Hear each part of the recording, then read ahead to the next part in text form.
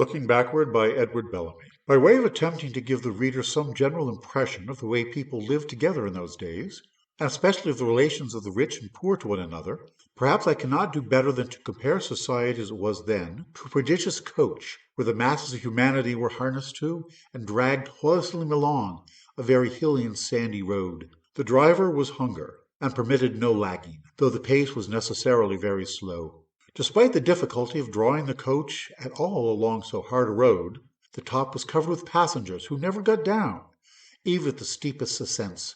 These seats on top were very breezy and comfortable, well up out of the dust. Their occupants could enjoy the scenery at their leisure, or critically discuss the merits of the straining team.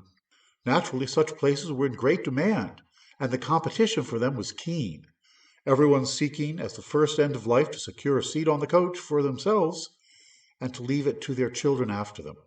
By the rule of the coach, a man could leave his seat to whom he wished, but on the other hand, there were many accidents by which it might at any time be wholly lost. For all that they were so easy, the seats were very insecure, and at every sudden jolt of the coach, persons were slipping out of them and falling to the ground, where they were instantly compelled to take up hold of the rope and help to drag the coach on, which they had before ridden so pleasantly. It was naturally regarded as a terrible misfortune to lose one's seat, and the apprehension that this might happen to them or their friends was a constant cloud upon the happiness of those who rode. But did they think only of themselves, you ask? Was not their very luxury rendered intolerable to them by comparison to the lot of their brothers and sisters in the harness, and the knowledge of their own weight added to the toil? Had they no compassion for fellow beings from whom fortune only distinguished them?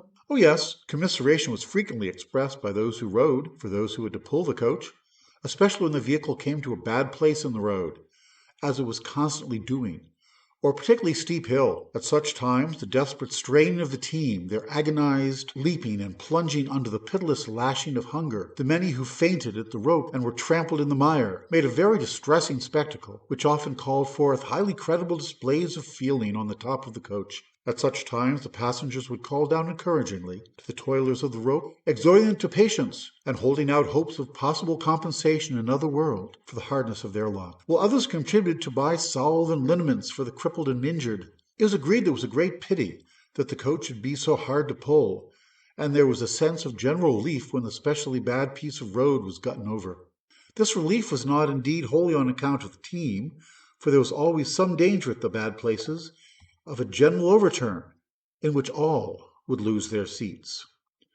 It must in truth be admitted that the main effect of the spectacle of the misery of the toilers of the rope was to enhance the passengers' sense of the value of their seats upon the coach, and to cause them to hold on to them more desperately than before. If the passengers could have only felt assured that neither they nor their friends would ever fall from the top, it is probable that beyond contributing to the funds for liniments and bandages, they would have troubled themselves extremely little about those who dragged the coach.